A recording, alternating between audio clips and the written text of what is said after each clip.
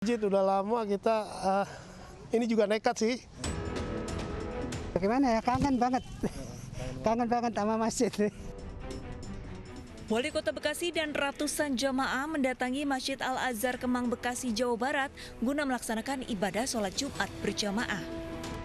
Kurang lebih selama 3 bulan, kegiatan di rumah ibadah dihentikan dan menerapkan PSBB.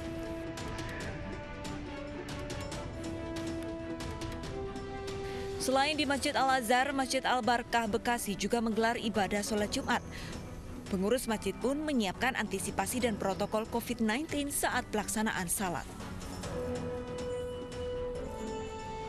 Rindu sama masjid udah lama kita ini juga nekat sih. Sebenarnya kan pengumumannya dari pemerintah ya. Kita juga tadinya awal dari jalur hijau. Sebenarnya masih ada keraguan sih.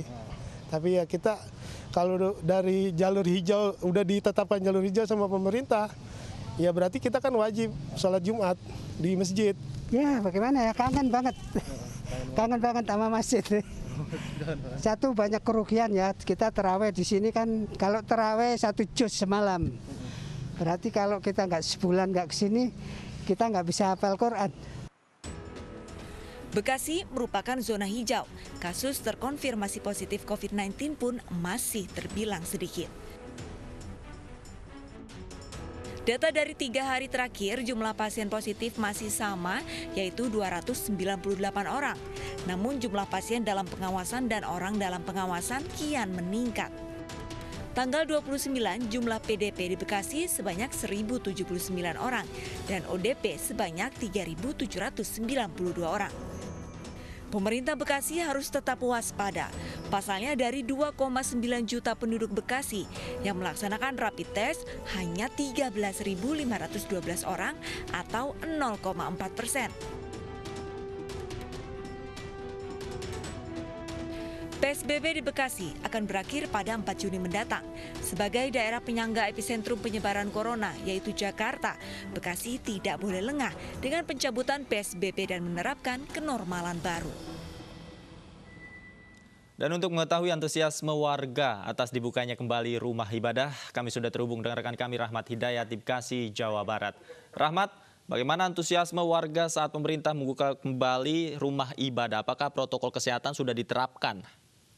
Ya, Dapi, saat ini saya sedang berada persis di depan Masjid Agung Al-Barkah Kota Bekasi, yang dimana masjid ini bukan masjid salah satu masjid terbesar di Kota Bekasi. Ya, usai dibolehkan melaksanakan sholat Jumat pada siang hari tadi hingga sore ini, para jamaah pun sudah sedang melaksanakan sholat asar di Masjid Agung Al-Barkah. Meskipun sudah dibolehkan, namun tetap jamaah mengikuti protokol kesehatan yang sudah ditetapkan oleh pemerintah Kota Bekasi. Bahkan di saat jamaah masuk ke dalam gerbang pun terdapat bilik disinfektan serta alat cuci untuk para jamaah. Demikian, Dapi.